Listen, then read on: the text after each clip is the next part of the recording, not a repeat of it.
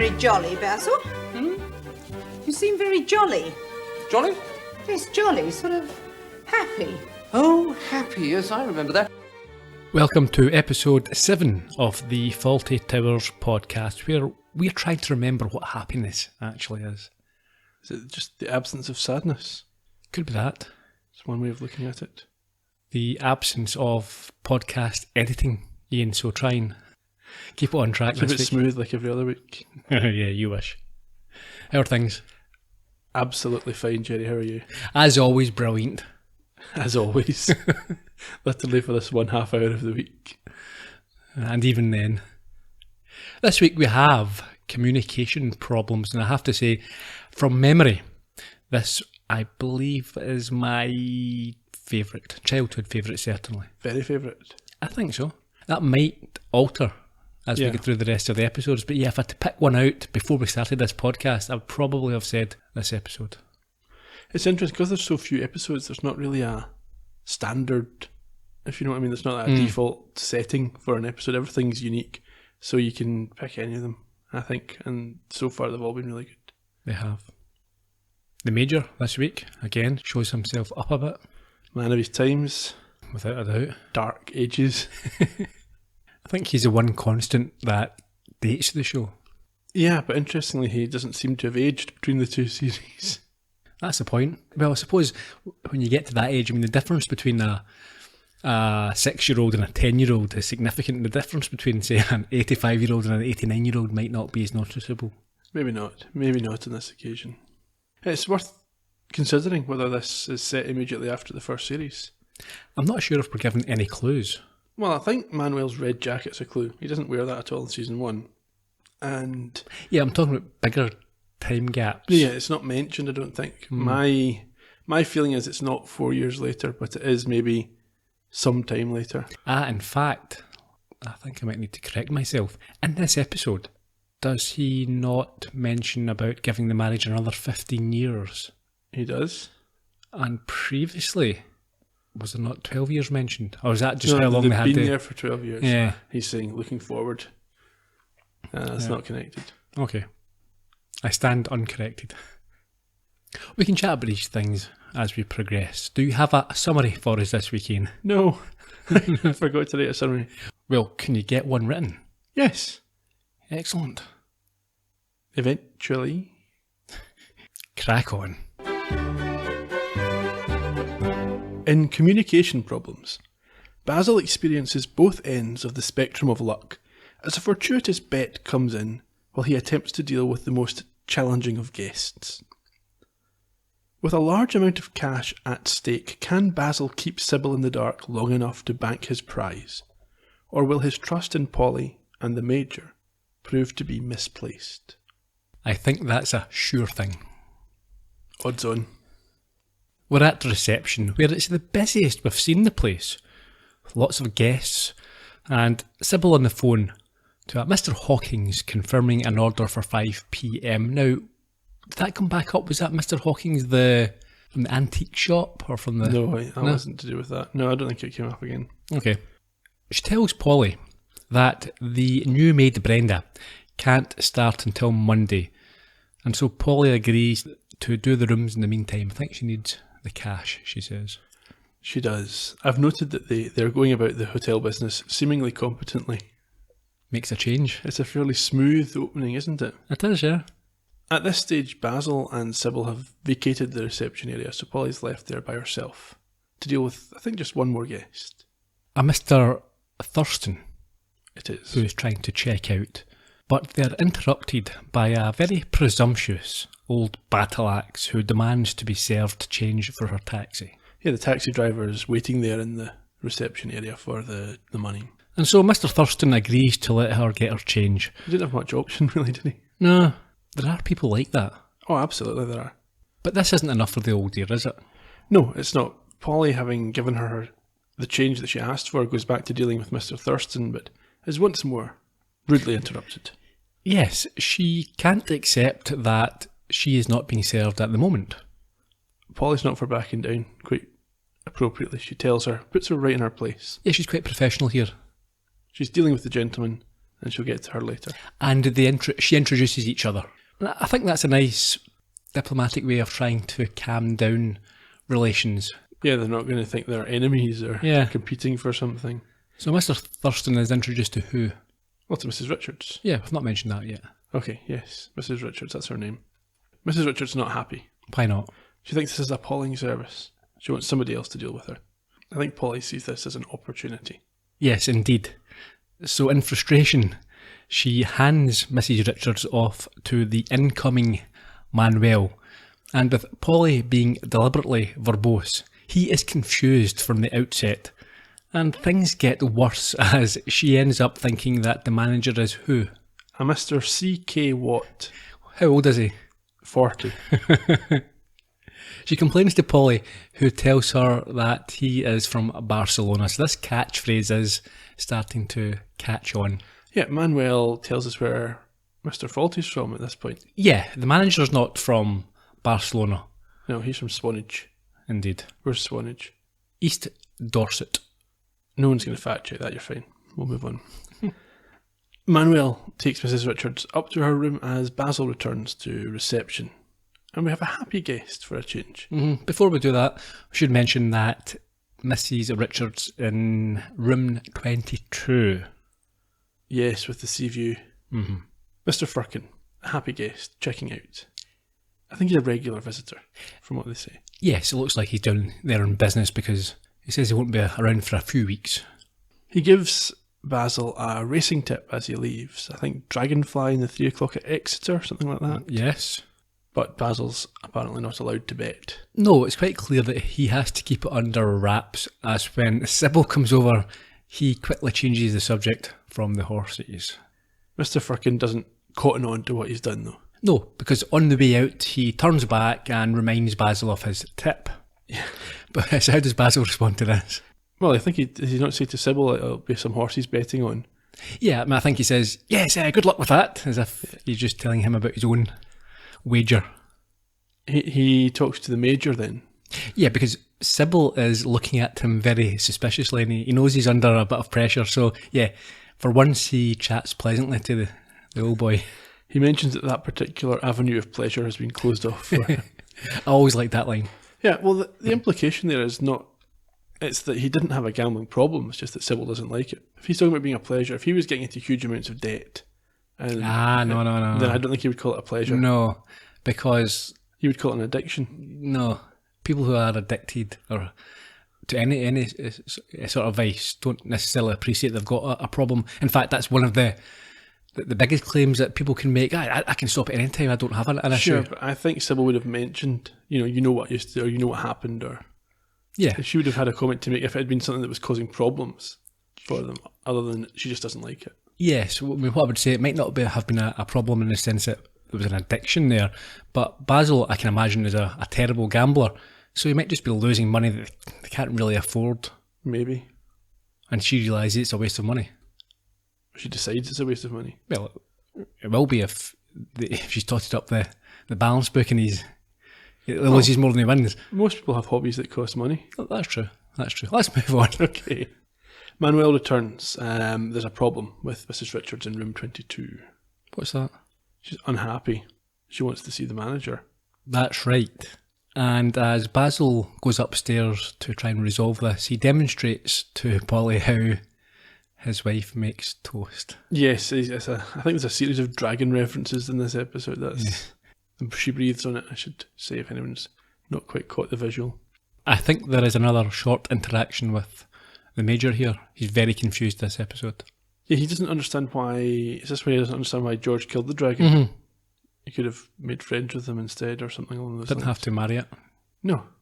He could have left it at the altar. I think some of the writing in this episode, and we've seen it in previous episodes for Manuel and here for the Major, where you're writing somebody who's confused and doesn't understand what's going on, is very nicely done in this show. Yes, I agree. Some of their writing is very intricate and it's something that sounds as if perhaps it's off the cuff. Yeah. But it's very well done. It would be hard to do that if you didn't know exactly how you were going about I it. agree, yeah. I think that's the type of polish that you put on it. So you can construct the episode and then you spend a lot of time getting these little things just right. Yeah. We're up in the bedroom where Basil gets his first taste of the complete pain in the beep that is Mrs. Richards. And after confusing him with who he is, she gets down to her list of complaints. Now listen to me. I booked a room with a bath. When I book a room with a bath, I expect to get a bath. You've got a bath. I'm not paying £7.20 per night plus VAT for a room without a bath. Where is your bath? You call that a bath? It's not big enough to drown a mouse. It's disgraceful. I wish you were a mouse on a tree. And another thing. I asked for a room with a view. Deaf, mad, and blind. This is the view as far as I can remember, madam. Yes, this is it. When I pay for a view, I expect something more interesting than that. That is Torquay, madam. But it's not good enough. Well, may I ask what you were expecting to see out of a Torquay hotel bedroom window? Sydney Opera House, perhaps? The hanging gardens of Babylon? Herds of wildebeest sweeping majestically. I expect to be able to see the sea. You can see the sea. It's over there between the land and the sky. I need a telescope to see that. Well, may I suggest that you consider moving to a hotel closer to the sea? Or preferably in it. Right. Now, listen to me. I'm not satisfied, but I've decided to stay here. However, I shall expect a reduction. Why, because Krakatoa's not erupting at the moment, or...? Because the room is cold. The bath is too small. The view is invisible, and the radio doesn't work. No, the radio works. You don't. What? See if I can fix... I think in that clip, both of them have got a point to an extent. I mean, Mrs. Richards, I don't understand her problem with the bath. No, It's obviously there. unless you didn't realise that was a bathroom and hadn't opened the door yet. Yeah, she's deaf, but not mad. I think she's quite clearly with it. Sure. We'll find out later on, so she's not like the major. No, she's not baffled or unsure of what's happening until Basil tries to wind her up a wee bit later on. Which is great. But I do understand her problem if she has been sold a room with a sea view. Now, whilst technically you might be able to see the sea in the distance, it's a bit of false advertising, I would suggest. Without seeing the exact terms of the advert, it's hard for us to judge. Let's side with Basil. Actually, I do think that's the kind of thing, if he's based on an unscrupulous pain of a hotel owner, that's the kind of thing you might anticipate, a sort of an exaggeration of the experience. Yeah. It's interesting, actually, in regard to her deafness. It seems to be conveniently selective in terms of what the episode requires for the purposes of its comedy. Well, I thought you were going to say there it's selective depending on what she requires, because we hear her when a reduction is offered. She can hear it, so you know. Yeah, and maybe it's frequencies, that's why she can't hear the radio, and later a bell, but I don't know. I don't know if it's her that's at it, or if it's just that, well, what's funny for this scene. And A bit of both, I think. you would be quite content to let them away with that. In any case, Basil proves to the scabby old bat, in his words, that the radio certainly works, and discovers that she doesn't have her hearing aid turned on. Why? Because the battery runs down. But she demands a discount, and under his breath, as I alluded to a moment ago, he offers her a 60% reduction, If she turns it on. but walks out claiming that his wife deals with all such things. I think Basil's spotted an opportunity to amuse himself here. Albeit it's an annoying guest. I think he's going to make the most out of the opportunity here to have a bit of fun. He certainly does. We're in the hall, and for some reason, Basil thinks that Manuel is the person who should place his bet for him. Now, it turns out that he does it Fine, yeah. fine, yeah, but I wouldn't be trusting him. Well, maybe he knows that that's something Manuel likes to do. Yeah, maybe. Anyway, it's made clear to Manuel at this point not to let Sybil know what's going on. We're back down at the reception sometime later. Sybil is on the phone to her beautician, discussing her skin tone with the help of a mannequin and a copy of Cosmopolitan. So is this a follow-up? This must be about 5 o'clock. So is it a follow-up to the earlier call? What earlier call? Remember you said she was making an appointment for 5 o'clock? Could it have been a telephone appointment? because the race was at 3 o'clock, Yeah. and that's happened. Mhm. So certainly it's after at least 3:30. Manuel's come back, and Sybil doesn't go anywhere else. So I wonder if but- maybe this is what she's setting up in the start of the episode. Maybe, but she's booking this appointment just now. And she had confirmed an appointment for 5 o'clock earlier. Or maybe she had to speak to a particular stylist at 5 o'clock to set up an appointment, but telling her exactly what she was wanting done, so they knew how much time they needed. I don't know. Could be, but I think it was a Mr. Howard she spoke to earlier on. It sounded more like hotel business at the beginning. Yeah, maybe. Let's just leave that. I think we're in the office now. Sybil's left. Yeah, she's out there on the phone, so Manuel gives Polly the money for Basil. Yes, but Sybil spots Polly counting it. Yes, Polly thinks Sybil's away, and Sybil comes back without saying anything, and sees this money without, and she doesn't say anything. No, it doesn't mean anything to her at this point. No. Back out at the reception, Tibbs and Gatsby are then ignored by Mrs. Richards, even after offering her some toilet paper that she is in need of. Yeah, they seem quite put out by this, but she obviously doesn't hear them. Or doesn't care. Yeah, she's not interested in what No. they have to say. Instead, she rings for Polly, who misunderstands her request and thinks that she wants writing paper, which confuses the old dear when she's told that they keep it in the lounge. And does she want some with the hotel's name on it? And she asks how many sheets she requires, enough for 1 or 2. It's a very clever scene. I like it. So aghast, she calls for the manager, and Basil appears to hear her complaint. However, at this, Polly realises the misunderstanding and explains what's happened to him. Yeah, so Basil tries to cover for that and explain to Mrs. Richards, but she's not really the forgiving sort, is she? No, the exact opposite. I think Basil says that Polly thought she wanted to write, and Mrs. Richards is quite up for a fight. Basil resorts to scribbling down a note, but she can't read it because she's lost her glasses. No, for me, this is another classic bit of British TV comedy. I think it's very well done. Throughout this episode, his exasperation and frustration levels build and develop, and there's an anxiousness there. Yeah, no, definitely. What happens? She can't read the note because her glasses are missing, but Polly immediately spots them on her head. Mm-hmm. But she's not able to hear Polly tell her that. And when Basil points at them, she thinks he's pointing to the dining room. With Mrs. Richards safely in the dining room, Polly gives Basil his money. She does indeed. Mrs. Richards returns at this point, I think. Yeah, she lambasts Polly for not telling her the glasses were on her head. How does she respond? She said she did tell her. Yeah, and I think she asked Polly if God gave her eyes. Yes, but she says she doesn't use them because they might run the batteries down. Now, I presume we have to assume that Basil's told her about this because she wasn't in the room at the earlier conversation, but it's the kind of thing you would imagine Basil might tell her and have a laugh with her about, I guess. Maybe not so much a laugh, more of a complaint. Yeah, a I gripe. can't believe this. Yeah. Yeah, what she said. And we see at this point Manuel follow Mrs. Richards up the stairs with 22. Yeah, he's been asked to take Lou Roll to room 22 and he's come out with 22 Lou.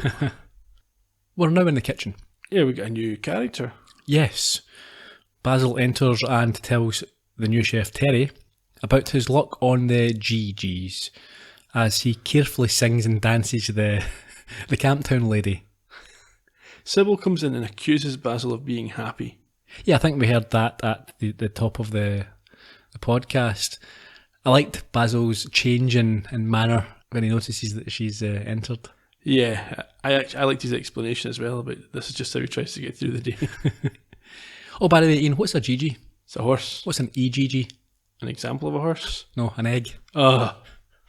Let's crack on. Sybil suggests that Basil might be in love, and he says only with her. At which point she suggests maybe he's had some luck. And this spooks him. Well, I think she knows exactly what's happened, doesn't she? Yeah, so he runs to the dining room in order to remind Manuel to keep quiet. Manuel, you know nothing. You always say, Mr. Fawlty, but I learn. What? I learn. No. I get better. No, you don't understand. I do. No, you don't. I do understand that. You know nothing about the horse. I know nothing about the horse. Yes. Which horse? Which horse I know nothing? My horse, nitwit. Your horse, Nitwit. No, Dragonfly! It won. Yes, I know. I know it won too. What? I put money on for you. You give me money, I go to betting shop. Yes, I know. Why you say I know nothing? Look. You know the horse? Nitwit or Dragonfly? Dragonfly, that isn't a horse called Nit. You're the Nitwit.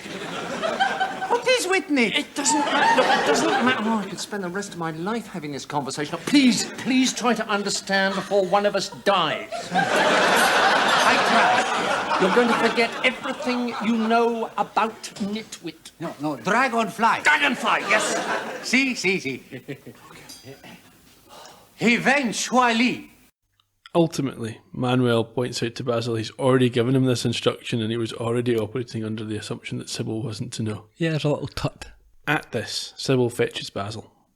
There's an issue again with Mrs. Richards. Yeah, a little bit more serious this time. What's happened? 85 English pounds are missing from her bag. And she is talking about calling the police, which she should do. Yeah, I don't know why they stop her from calling the police. But they do. They want to Well, search. the reason is they don't want the police. It's bad Calling publicity. to- yeah, I suppose. And they don't want one of their members of staff accused or anything like that, yes. And in fairness, I think that what you do is you look for it first. Yeah. Sybil and Mrs. Richards and Basil are in the office, we should say. And Basil starts trying to mock Mrs. Richards by miming instead of speaking. Yes. A great bit of visual comedy again. I liked it very much. And Mrs. Richards thinks her hearing aid's not operating properly because of this, so she turns it right the way up. Yeah. But during this, we see Sybil sort of plead with Basil not to do it and give him a kick. Yeah, she doesn't find it particularly funny. And he exacerbates the situation by screaming right next to Mrs. Richards' ear once she's had her hearing aid turned to maximum volume. And she yells and crouches over, and I think, she smacks her head off the shelf. yes. And Basil picks up a piece of her brain. My understanding is they were thinking of cutting that line, but Andrew Sachs insisted it be left in the final. Yeah. Anyway, Sybil and Mrs. Richards leave, and when Sybil comes back... Yeah, but I think there's an undercurrent of threat from Basil who suggests that she go for a lie down in case anything else might happen to her. When Sybil returns, Basil's reminiscing. He thinks this is the sort of moment that makes a marriage, and it reminds him of when they were younger. Yes, apparently in those days, both of them laughed more. Sybil points out that it wasn't at the same time, however, and Basil reflects that should have been a warning. Sybil asks what they're going to do. How does he respond? Give it another 15 years and see how they get on. But she's talking about Mrs. Richards. Yes, and then disaster strikes when Sybil reveals that she saw Polly with the money earlier. Yes, so she says she'll speak to her about it. Basil is frantic, and I suppose has a point. He says you can't just go and ask. He definitely has a point. Yeah, It's private. it is. If it's not hotel money, then it's absolutely private. Yeah, because what you'd be saying is, Did you steal this? yeah, Something to think about when you watch this episode is when does Sybil figure out what's happened? So did she know when Basil was happy in the kitchen? Probably didn't know. I don't think she quite knows yet. no, I don't think she can know at this She's, point. I think, suspicious about all these things. Of course. We don't see it's not really, the show's not presented from Sybil's point of view, but I think you can kind of pick up as we go through. She's putting the pieces together in the background. Yeah. In any case, she is off to speak to Polly. So, the phone rings conveniently, and Basil pretends it's for Polly in order to allow him to go Get there find her. first, yeah. And he finds her in the dining room. Just But- in time. Yes, well, almost in time. He is interrupted in his warning by Sybil. And what follows is a brilliant bit of charades. Yeah, it's Polly once again unwittingly almost being roped in to protect Basil in a dispute with Sybil. And what's happening here is that Sybil now is very suspicious and wants to know the name of the horse that Yeah, she's... she doesn't believe the story. Polly says it's her money and she won it on the horse, and Sybil tests her. And so Basil's trying to mime the type of creature, and he uses the dragon reference again, and it takes Polly a little moment to get it. And I think at this point Sybil's maybe put everything together. Yeah. Did you like it when he was pointing at his fly and Polly guessed small? I also when he pointed at Sybil and she guessed tart. Yes, flying tart. It's clear but that Basil doesn't Like, she's obviously not worried that Basil might be offended that she's called his wife a tart. No. Back out at reception. Yeah, Sybil makes it explicit to Basil that she knows what's going on. Yes, but she threatens him by saying that if she finds out that it was his winnings, he knows what she will do. Yeah, I think that translates as, I know that was your money and I'm going to find out Yeah. how it happened. What does he say? He said you'll have to sew them back on first. I hope he's not talking about body parts. I think he almost certainly is. No, he's talking about trousers. He's talking about his testicles. No. He absolutely is. No chance. She's ripped them off the previous time. Nope, it's a well-known spurned wife action to chop legs off your suit trousers, or to... That doesn't make any sense because he's not walking around with trousers that don't have legs on. Well, he's not walking about with no testicles. And it's a figure of speech. Yeah, but that's not what you would... no, I think he's referring to that. That's what he's referring I'm not. I think... I'm almost 100% certain. of Okay, this. well, we'll never know unless John is listening and he can... Yeah, or Connie. Yeah, anyone who was involved in that. Sybil leaves at this point and the Major comes down. Yeah, so Basil follows him through to the bar and we find out that he is going to a memorial service of a chap he didn't like because he was He's a one homophobe, of... yeah. Yeah, because he was one of them, apparently. The Major really is an old... Bigot. I was going to say a few other words, but yeah, bigot will do. And we have said before that, and this is a guy in his 80s, in the 70s. So attitudes were certainly different. And in fairness, attitudes towards homosexuality in the 70s wouldn't be much different from this. I don't think using some of the terminology that the Major uses here wouldn't have been seen as unacceptable. No, he wouldn't be seen as the one that was causing an issue. No. But he is. Yeah, he is. Yeah. He does, however, agree to look after Basil's winnings, but only after further confusion about what he is being asked to do is clarified. I think this is an almighty mistake on Basil's part. Well, Just give it back to Paula. I agree. I mean, I wouldn't have asked Manuel to put a bet on in the first place, and I wouldn't have asked the Major to look after it. You don't have to give it to anyone. It's a hotel. I'm sure there's a small hiding place in that entire building that you could stick some money. Say it's that Polly's asked you to put it in the safe and she's going to, and then send Polly into town to bank it in the morning. The lie is that it's her money, isn't it? Stick it in your pants drawer. No, because Sybil's going to search. That's what he says to the Major. Yeah. She's going to go through his suits and his trousers. Yeah, put it behind the bar or behind an optic or something. Yeah, there'll be a place. Of course there instead will. of chicken. Anyway, he gets what he deserves. Ultimately. The next morning. We know it's the next morning because Basil's wearing some kind of cravat type thing around his throat. And he is in a very chirpy mood. Yeah, Mrs. Richards, though, is keen to change that. She is. But before that, Tibbs and Gatsby, I think, wish Basil good morning. And we see a stereotypical Scot in Mr. Macintosh being delighted when he has 32 pence written off from his bill. Well, this is during the discussion, yeah. He wants it justified why it's on his bill. And ultimately, after some discussion, Basil just says, just write it off, and he's thrilled. You know what us Scots are like, misers through and through. It's hilarious, not racist at all. This is the most racist thing in Fawlty Towers, in my opinion. Okay, so tell me about Mrs. Richards. She wants to know whether Basil has called the police yet. And again, instead of admitting the truth, he lies and says yes. And then there's a phone call for her, which she can't hear. She can't. No, it's her sister who has got news of an offer that's been placed on her house. But because of her deafness, Basil has to act as a go-between.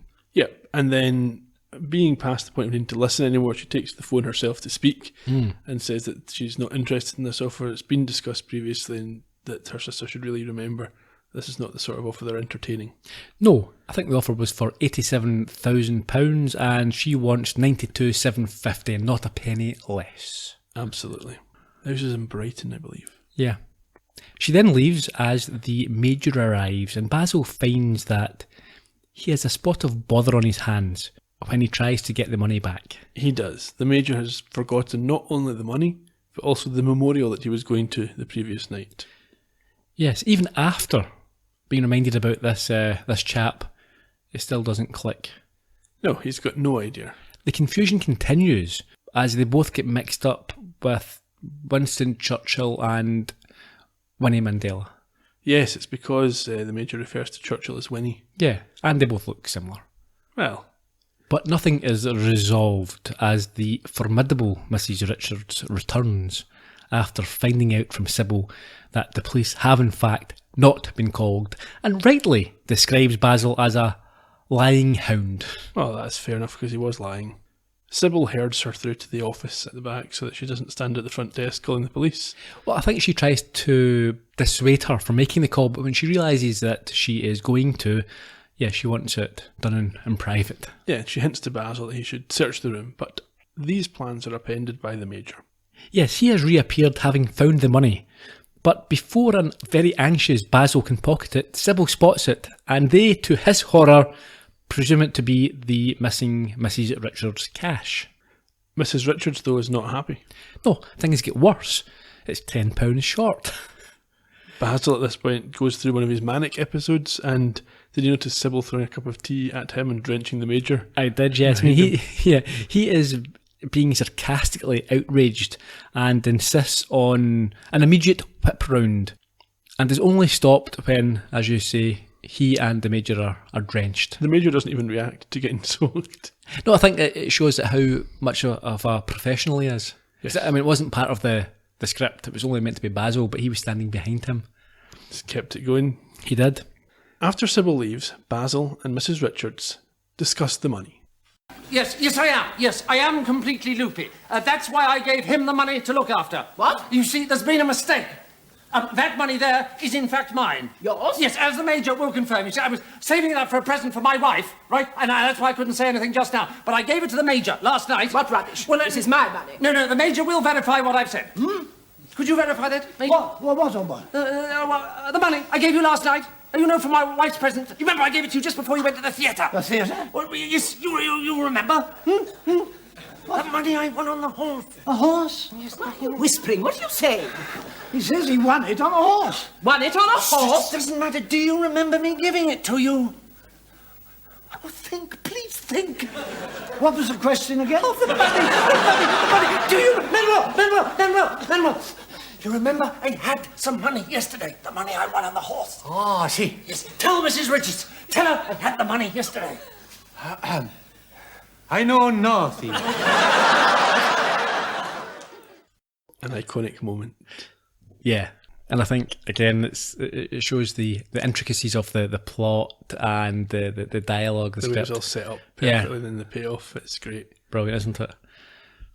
I think Mrs. Richards in that clip there is perfectly entitled to be suspicious. I mean, they're whispering the Major and Basil, and you might think, yeah, are they trying to rob me here? A bit conspiratorial. Very much so. Maybe she's even thinking that he's trying to take advantage of the Major, get him to say something he isn't able to remember. Yeah, I mean, I wouldn't be believing Basil at this point. No. So she dismisses the nonsense and tells the apoplectic Basil that she wants the rest of the money after breakfast. And Sybil has further bad news when she returns. She can't find any more of this cash in the Major's room. That's where she went Yeah. to have a look. So she tells Basil to pay it out of the till, at which point he removes the shirt from his back. He's going to hand that over as well. Yeah, he's a broken man at this point. He opens the till by slamming his head on it, and then, yeah, as you say, takes the shirt off his back. There's a brief moment here where Manuel sticks his head round the door and gives a thumbs up, I think. And Yeah, that only- he's looking for credit. Of course. Basil he's crying, he's screaming in anguish, bent over double. But things take a turn. They do. A delivery man arrives. Yeah, he's got a vase that Mrs. Richards bought the day before, but not only that, she left some money. £95. So spotting his chance, Basil takes it and says he will hand it over, and you can see his... He's doing the math. Isn't Yeah. he? And he tells Polly for the first time in his life he's ahead. He's £10 up. Even once he gives the £10 to Mrs. Richards, he'll have £85, which is more than he won. And now near delirious with happiness, he asks the returning Mrs. Richards to confirm that the £75 that she has is definitely hers. And when she does so, he peels off £10 from the 95 and happily hands it over to her. And as he does so, it's a very Gollum-like Yes, action. it's precious. Yeah. Sybil returns to stir things up a little bit at this stage, and Polly once again covers for Basil. So Sybil sees Basil with this money. Polly says that it is her winnings, which she has asked Basil to put in the safe, and they think that that's the matter dealt with. Yeah, everything seems to settle for a few seconds. Basil's thinking, it's worked, everything's fine, I've got this. Who makes a mess of it? On this occasion, the Major. How? He returns and confidently states, Fawlty, you did give me that money, you won it on a horse. And as he is saying this, Basil is holding the vase of Mrs. Richards, which he, in a moment of panic, screams and drops. Yep, and Sybil is removing the money from Basil's possession, and unfortunately has to give most of it to Mrs. Richards to repay her for the vase. And there we have it. Season 2 underway in good form. Excellent form, I would say. That must have been really pleasing to folk who liked Season 1, who are waiting for this to come back on the telly. Yes, and I think it's fairly unusual in that generally regarded that Season 2, certainly if you go by IMDb ratings, that Season 2 is stronger than the first. So if you did enjoy the opener, then you're in for a treat. Yeah, and I mean, you didn't have the internet back then to discuss it all as you would nowadays, but you can imagine now it would be like the concern would be so long since they did it before, how are they going to come back? And you've got Connie Booth and John Cleese have divorced between the series. How is that going to affect the episode? Will it stop being funny? Will they be weird with each other? And to then be delivered such a good episode, you must, as a fan of the show, have been thrilled back then. You remember, you were alive. Barely. This episode was first broadcast on the 19th of February 1979. So what's that, about a 3-year gap? Just over, I think. So it ended just before Halloween 75, Season 1. Okay. We have a new director for this season. Bob Spears, born in 1945 in Glasgow, but sadly died in 2008, aged 63. In addition to Season 2 of Fawlty Towers, he has directed many episodes of Absolutely Fabulous, Days Like These, French and Saunders, A Bit of Fry and Laurie, Bottom, Press Gang, Murder Most Horrid, The Comic Strip Presents, The Goodies, Are You Being Served, It Ain't Half Hot Mum, and one of his final works was Spice World. Well, apart from that last one, that's like a list of the great British comedy shows of the 80s and maybe 70s and 80s. That's indeed, yeah. And that was acknowledged. He had 6 BAFTA nominations and 2 wins, one for Fawlty Towers and one for Absolutely Fabulous. And apparently he owned a restaurant in Devon, not a hotel. We also have a new producer, Douglas Argent. He died in 2010, aged 89, and produced each episode in this season. As well as that, he has been involved with Steptoe & Son, The Liverbirds, A Roof Over My Head, Astronauts, and he shared that BAFTA with Bob Spears. You must have recognised some of the guest stars this week. Sure. Why don't you tell me about them? Well, certainly one. Joan Sanderson played Mrs. Richards. She died in 1992, aged 79. She is known for The Great Muppet Caper, where she played John Cleese's character's wife. Okay. Me and My Girl, one of my childhood favourites. Please Sir, another favourite of mine. After Henry, where she played Prunella Scales' mother. Okay. Mixed Blessings and The Pocket Lancer. She was also a theatre actor with work including King Lear, The Mousetrap and Anyone for Dennis. I would have called this quite a theatrical performance, the way she did this character. Yeah. Robert Lancashire played Mr. Thurston. He died in 1993, aged 79. He has been in Doctor Who from 65, Z-Cars and Dixon of Dock Green. We've seen George Lee before. He played Mr. Kerr, the delivery man. This is the second of 2 Fawlty Tower episodes. He was the gnome delivery man in The Builders. I thought so. He's also been in Doctor Who, Z-Cars, Dixon of Dock Green and Blake's 7. Brian Hall played Terry, the new chef, but I think we'll leave him for a future episode. What trivia do you have for us? Okay, a couple of things. Firstly, you mentioned The Builders there.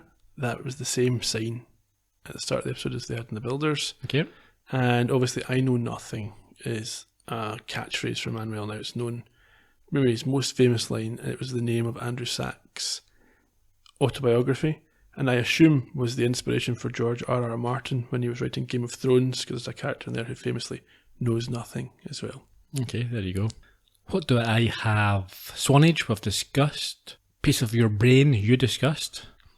A question. Do we think the maid Brenda, who was referenced, ever actually started? Because we never see her. So do we think that she is a maid, but we just don't see her on camera? Or did she never turn up? No, I think because you don't really see Polly doing maid duties, it could be either way without it really mattering. I think it's quite clever not to have the other character. I mean, you get too much. Yeah. This episode had 3 of John Cleese's wives in it. As I mentioned, Joan Sanderson played his wife in the Muppet movie. Prunella Scales played his wife in this, and his real wife was also in it as well. There you go. An actor's life. Mm-hmm. The original title, certainly for the audio release, was Mrs. Richards. But I think communication problems is more appropriate. It sums it up quite well, doesn't it? It does, yeah. Mrs. Richards wanted over 90 grand for her house. You can still buy houses these days for 90 grand. So back then that would have been an awful lot. And I had a little look into house price data at the time. I didn't go as far as looking at house prices in Brighton, but the average in the UK in 1979 was about 22,000. Favourite scene this week? Well, I had a favourite line or favourite moment, and it was when he says to Mrs. Richards, the sea's there between the land and the sky. Yeah. I'm going for the deafness joke. I mean, obviously it would be the I know nothing if it wasn't so iconic. Mm-hmm. Next week, we have The Psychiatrist. Until then, you can keep in touch with us by dropping in on social media, where we're at Fawlty Podcast on both Twitter and Facebook. On FawltyTowersPodcast.com, there's a post up for this episode where you can discuss your thoughts on both Fawlty Towers and the podcast. And it would be a big help to us if you could nip onto iTunes or Apple Podcasts when you get a chance to leave us a wee 5-star rating to help more people find the show. And we'll see you next week. Cheerio. Bye-bye.